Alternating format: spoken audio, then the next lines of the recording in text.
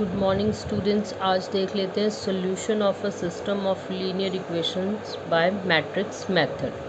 तो matrix method में अब हमारे पास अगर लीनियर इक्वेशंस है तो उसका सॉल्यूशन हम कैसे निकाल सकते हैं उसके बारे में हम देखते हैं। तो वो हम देखेंगे मैट्रिक्स इन्वर्स मेथड के थ्रू, जिसको मैट्रिक्स इन्वर्स मेथड भी कहा जाता है, कि इसमें हम इन्वर्स निकाल के और फिर हम सॉल्यूशन निकालेंगे लीनियर इक्वेशंस का। तो क्राइटेरियन ऑफ कंसिस्टेंसी, तो सबसे पहले क्या क्राइटेरिया है, इफ़ ए का जो डिटर्मिनेंट है is not equal to zero, यानी कि नॉन सिंगुलर है, then system is consistent as and has a unique solution. अगर determinant not equal to zero है तो सिस्टम कंसिस्टेंट है और उसका एक यूनिक सोल्यूशन आएगा।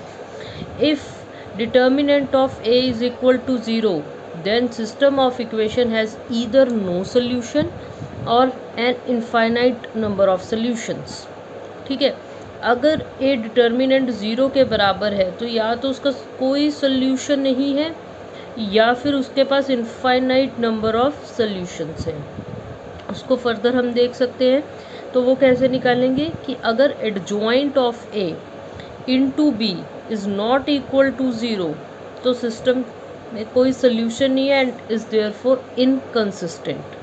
अगर adjoint of A into B is equal to zero आ जाएगा तो हमारे पास सिस्टम कंसिस्टेंट है और उसके इनफाइनाइट मैनी सोल्यूशंस है। तो होगा ये कि जब हमारे पास लीनियर इक्वेशंस होंगी तो हम A X is equal to B ये इक्वेशन यूज़ करेंगे, तो एक्स मेरे पास आ जाएगा A inverse into B, right. तो ए इन्वर्स निकालने के लिए हम वही यूज़ करेंगे, adjoint of A over determinant of A, right. तो यानी कि अगर मैं यहाँ पे देखूँ तो x is equal to adjoint of A over determinant of A into B, ये बन गया मेरे पास। तो अगर तो सिंपल सी बात है, ये this is not equal to zero, फिर तो कंसिस्टेंट है, यूनिक सोल्यूशन है। अगर ज़ीरो आ गया और यहाँ पे भी ऊपर वाला भी जो है नॉट इक्वल टू ज़ीरो है तो it has no solution and therefore is inconsistent. Simple सी बात है, न्यूमरेटर में कुछ भी है और डिनोमिनेटर ज़ीरो है, राइट। तो क्या हो जाएगा, नो सोल्यूशन, देयरफॉर इनकंसिस्टेंट। अगर adjoint of A into B, ठीक है, ज़ीरो के बराबर है तो ये कंसिस्टेंट होगा और इनफाइनाइट नंबर ऑफ, क्योंकि ज़ीरो अपॉन ज़ीरो आ जाएगा, इनफाइनाइट नंबर ऑफ सोल्यूशंस आएंगे, ठीक है। तो ये निकालने का तरीका यही है, equation A X is equal to B, तो A X is equal to A inverse into B. Let's look at the examples. अब यहाँ पे देखिए, solve the following equations, x plus 2y is equal to 4, 2x plus 5y is equal to 9 by matrix method. तो मेरे पास दो equations है, x plus 2y is equal to 4 और दूसरी इक्वेशन है मेरे पास 2x plus 5y is equal to 9, ठीक है जी। तो अब मैंने क्या करना है, पहले ए मैट्रिक्स मेरे पास क्या आ जाएगी, 1 2 2 5, 1 2 2 5। एक्स मैट्रिक्स मेरे पास आ जाएगी x and y. B matrix मेरे पास आ जाएगी 4 एंड 9, ठीक है जी। अब मेरे पास निकालने का तरीका क्या है, A X is equal to B, यानी कि X is equal to A inverse into B, और ए इनवर्स मेरे पास क्या होता है, adjoint of A over determinant of A. तो सबसे पहले डिटर्मिनेंट फाइंड आउट करते हैं। 1 into 5 5 minus 4 is equal to 1 not equal to 0, यानी कि कंसिस्टेंट है और इसका एक यूनिक सोल्यूशन होगा। तो सबसे पहले मैं फिर क्या निकालूंगी, ए इनवर्स। तो ए इनवर्स निकालने का मैंने आपको मेथड समझाया हुआ है, बताया हुआ है अपनी जो है इससे पहले की वीडियोस में। सिंपल हमने क्या करना है, सबसे पहले एडजॉइंट ऑफ ए निकालना है और डिटर्मिनेंट ऑफ ए निकालना है, ठीक है। तो एडजॉइंट ऑफ ए भी मैंने आपको निकालना सिखाया हुआ है। तो इसका जो एडजॉइंट आ जाएगा मैं डायरेक्टली लिख रही हूँ, 5 माइनस 2 -2 1। ए इन्वर्स आ जाएगा क्योंकि 1 ही है तो सेम ही रह जाएगा 5 -2 एंड 1। ठीक है जी। नाउ मेरे पास क्या आ गया, x का मैंने वैल्यू निकालना है। x का आ जाएगा x और y is equal to 5 -2 1 into b 4 and 9।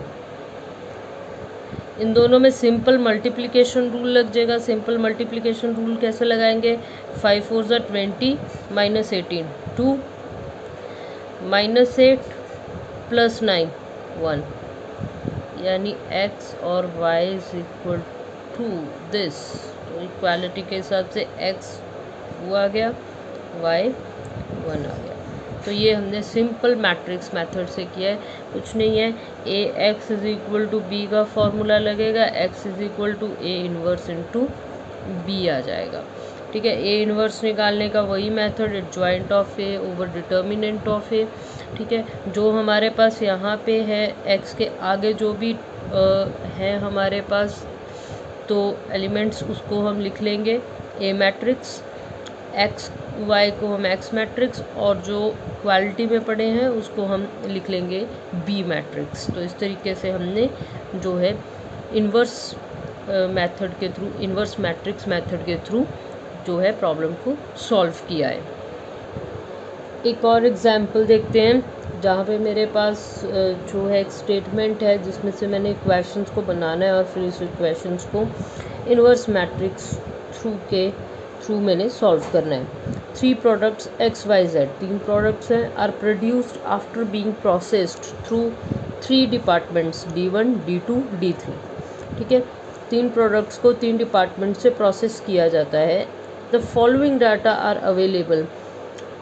ठीक है, तो फॉलोइंग डाटा, ये हमारे पास डेटा अवेलेबल है। Find by using matrix algebra the number of units produced for each product to have full utilization of the capacity. ठीक है, कि कितने प्रोडक्ट्स जो हैं बनाने चाहिए ताकि पूरा जो है प्रोडक्शन कैपेसिटी को यूज़ किया जा सके।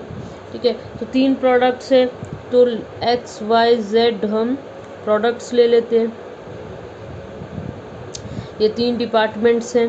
ठीक है, 3 डिपार्टमेंट्स में अब मेरे पास कैसा बनेगा, 2x प्लस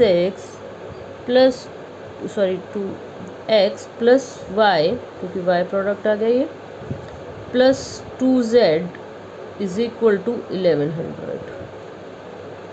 दूसरी इक्वेशन बनेगी 5x plus 2y plus 2z is equal to 1800। Third equation बनेगी x plus 3y plus 3z is equal to 1400। ठीक है जी, तो अब सेम मेरे पास ये इक्वेशन सिस्टम आ गया है।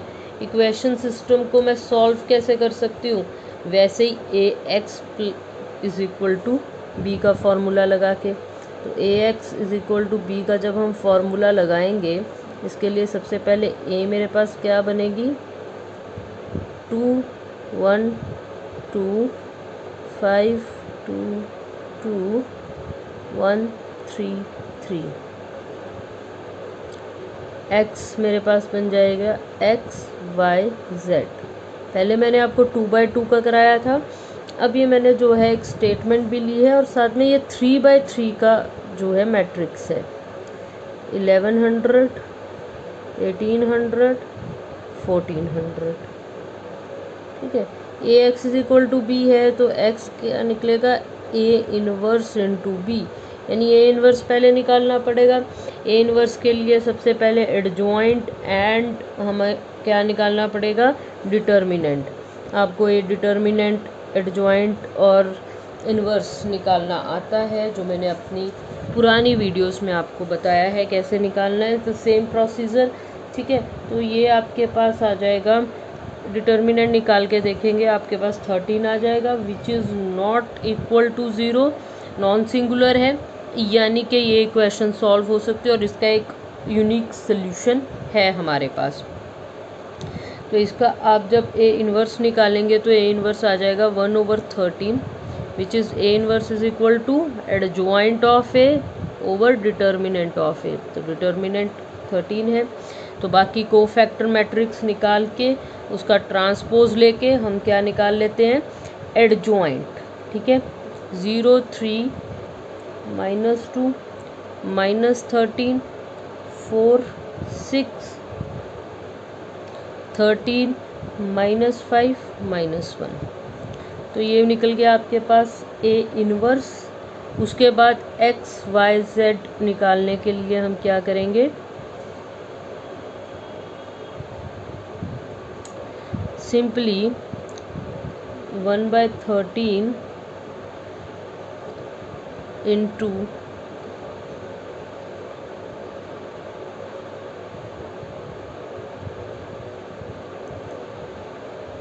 क्या निकलेगा, बी। बी हमारे पास क्या है, 1100 1800 एंड 1400। अब क्या करना है, इसको मल्टीप्लाई करना है। जैसे 0 को 1100 प्लस 3 को 1800 -2 को 1400 के साथ, और इसको जब आप मल्टीप्लाई करेंगे तो आपके पास आ जाएगा x Y z is equal to 200 100 and 300। तो x जो है 200, y जो है 100 और z जो है 300। मेनली बस आपने यही देखना है कि आपके पास जो भी इक्वेशंस है उसको ax is equal to B कीजिए, x का फॉर्मूला लगा दीजिए, उसके बाद ए इन्वर्स निकाल के सिंपली बी के साथ ए इन्वर्स को हमने मल्टीप्लाई करना और कुछ भी नहीं है। तो ये था inverse matrix. Thank you very much.